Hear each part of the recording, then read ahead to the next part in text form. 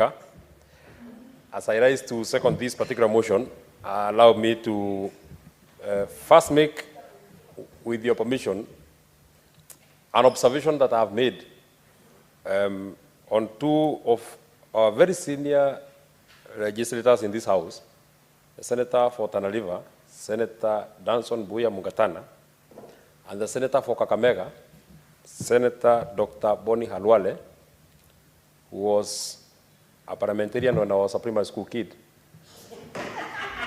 And Honorable Speaker, the observation that I've seen about the two legislators is that they take their legislative work very, very seriously. Rarely will you miss the face of Boni Khalwale sitting from 2:30 to 6:30 every day, and it is the same case for the Senator for Tana River. I see the Senator for Kiambu a bit excited. He wants me to include him in that list. And anyway, because I am cut of the cloth of the truthful men, I'm holding back to including him in that particular list. So we are learning from the best.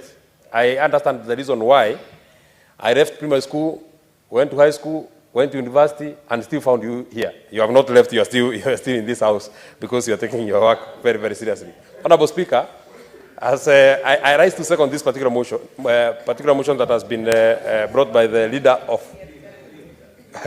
majority, Honorable Speaker, I'm being distracted by the Senator from Kisii, Senator Grulia, who is actually pushing that it is now time for the Senator for Kakamega to now go and serve the people of Kakamega in other positions, Honorable Speaker, as a governor.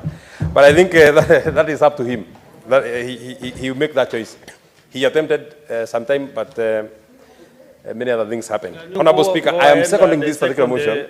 The motion. Thank you very much. Thank you very much for your guidance. You're also a person that we are looking up to, having served in your since you're also serving in your third term, Honorable Speaker, because if then my calculations are right, you started serving in 2013 and I was still a student. So you're in that category of the people that would want that you keep serving this nation. Honorable Speaker, the purpose and the intent for this particular bill, as has been elucidated by the leader of majority, Honorable Speaker, is to ensure that all our public land is registered in the name of the institutions upon which this public land has been granted, Honorable Speaker. And the cure and the import of this particular bill, once it is processed and passed by this House, Honorable Speaker, is that as the Chairman, Committee on Lands, Environment and Natural Resources, 60 or 70% of all the petitions and the statements that are sought by members of this particular Senate and even members of the public, Honorable Speaker,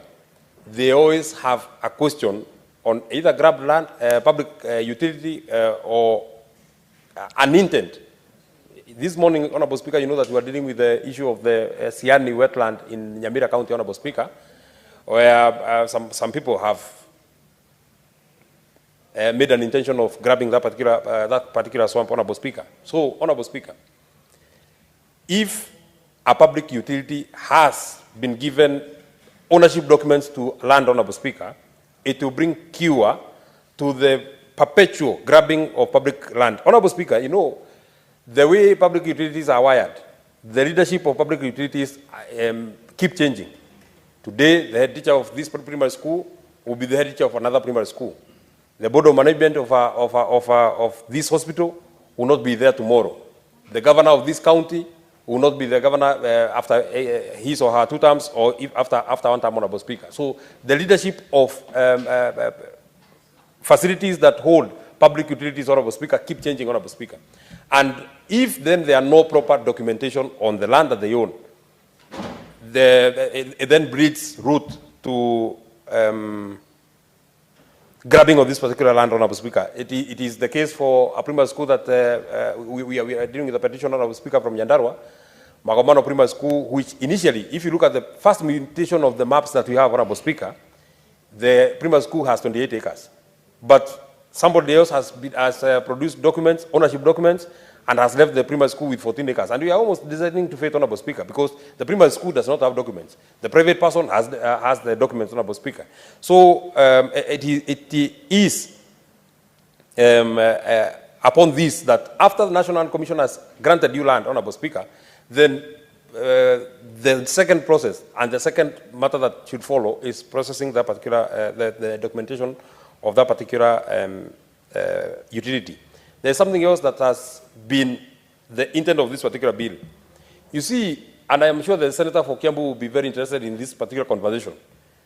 The dispute that you see in their Tatu City development structure is that of the 15,000 acres parcel of land, there has been an intention to have 406 of that particular land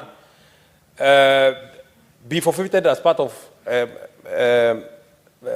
public utilities for 3 primary schools, Honorable Speaker, and I think other utilities in that particular development. But now, as the development keeps growing, as the developer keeps growing, keeps developing, I think for the initial 5,000 acres, there was 406 acres that was supposed to go for private use, for public use, Honorable Speaker. But over time, as that value of that land gets growing, the developer keeps reducing that land. I hear that now, I know the Senator for Kiambu would have better details on this, Honorable Speaker, but I hear now it is below 100, Honorable Speaker, out of the 406. You can imagine a person who has developed 5,000 acres can only forfeit 1,000. If this law had been passed then, once they took this plan to the county government for approval, with the 406, a document or an ownership document would have been produced in regards to these 406 acres for public utilities, Honorable Speaker, and it would have been in the name of the trustee of the national, the CS for National Treasury, because that position will be there.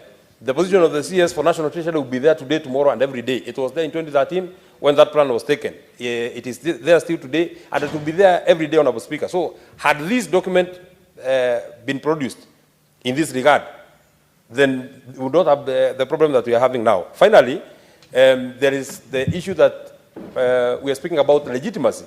There is no point of a public utility keep saying that we have 26 acres, 27 acres, 39 acres, and you have no documents to it to show that it is your legitimate land.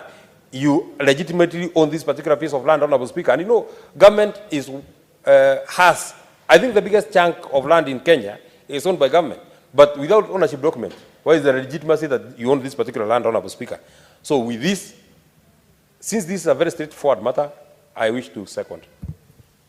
Thank you. You second and then you sit down. Don't move on.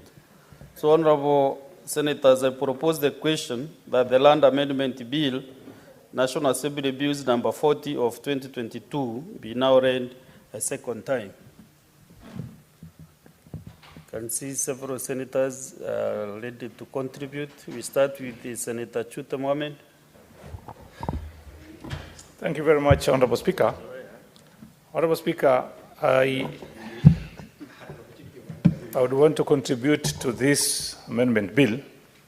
Honorable Speaker, if you look at number 13 and number 14, speaks about the same thing. Number 13 says a public body or institution shall apply to the registrar for registration of public land allocated by the commission in the prescribed form.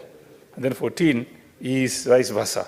The registrar shall register public land allocated to a public body or institution by the commission. Honorable Speaker, I've seen on many occasions land buyers or owners subdividing plots into smaller units. But then before they get the approval, they must have a public utility facility, a parcel of land that has been allocated for that use. Honorable Speaker, many years ago, in South Sea and many other places, I will give you an example of South Sea, when they allocated those lands, when they subdivided, they left some land for public utility.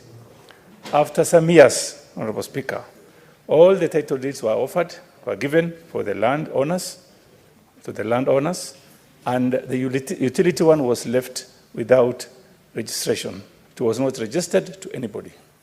Honorable Speaker, after some years, someone will come and claim that land and register that land and sell it or develop some units of houses. Honorable Speaker, what this amendment bill, Bill number 2024, is trying to do is once you subdivide a particular land, that land should be registered. And what must be done first, Honorable Speaker, is to register that public utility land first. And the issue of registering it will make sure that that land will be preserved for the purpose that was intended for. Honorable Speaker,